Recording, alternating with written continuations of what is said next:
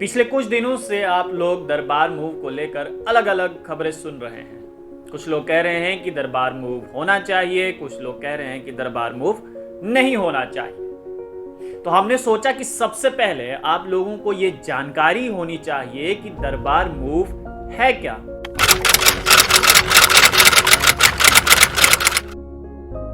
ये तमाम जानकारी आज हम आपको देने वाले हैं, इसलिए इस वीडियो को अंत तक जरूर देखिएगा और आपके सभी सवालों का जवाब इसी वीडियो में हम अंत तक दे देंगे।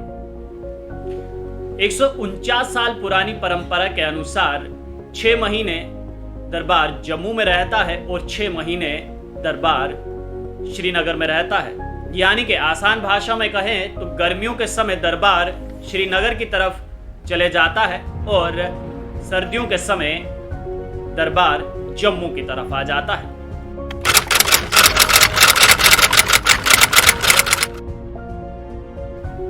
अब दूसरा सवाल यह है कि दरबार मूव की शुरुआत किसने और कब की।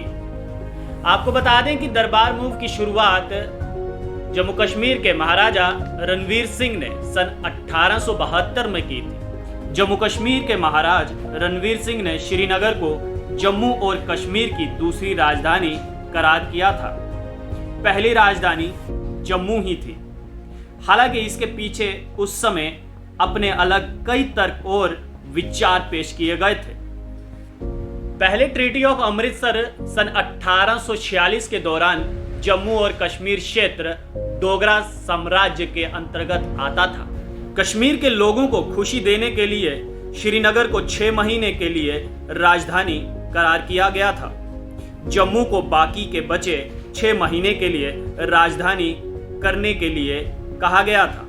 दूसरा कारण दरबार मूव का यह था कि गर्मियों में कश्मीर का मौसम ठंडा रहता है और ये एक अच्छी जगह थी महाराजा और राजाओं के लिए छुट्टियां बिताने का। दूसरा कारण यह था कि गर्मियों के समय कश्मीर में मौसम अच्छा होता है, यानी कि ठंडा होता है। तो इसी के चलते महाराजा रणवीर सिंह ने यह तय किया कि छुट्टियां मनाने के लिए और राजनीति में सही रणनीति बनाने के लिए कश्मीर सही रहेगा। इसलिए उन्होंने दरबार मूव का यह फैसला लिया था।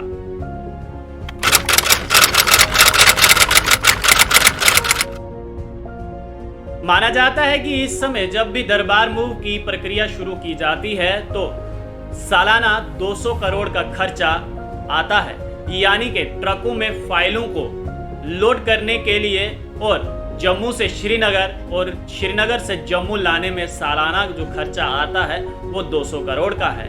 और ये बहुत सारे लोग ये भी कह रहे हैं कि प्रशासन अगर इस प्रकार का कोई फैसला लेता है तो बिल्कुल सही है कि जम्मू कश्मीर का 200 करोड़ रुपया बच जाएगा। लेकिन ऐसे में कुछ लोग हैं जो ये भी कह रहे हैं कि दरबार मूव होने से उन पर गहरा असर पड़ेगा। दरबार मूव होने से 6 महीने जब दरबार श्रीनगर की तरफ जाता है तो तमाम अफसर और उनके परिवार जो हैं वो साथ में जाते हैं, तो वहां पर अच्छी खासी इकोनॉमी जनरेट होती है, यानी कि बिजनेस वहां के लोगों का बढ़ता है। तो कुछ ऐसा ही कहना जम्मू के लोगों का है कि जब दरबार श्रीनगर से जम्मू की तरफ रवाना होता है तो जम्मू में वो अफसरान अपने परिवार के साथ आते हैं, दुकानदार हैं, उनको भी कमाई का एक सुनहरा मौका मिलता है।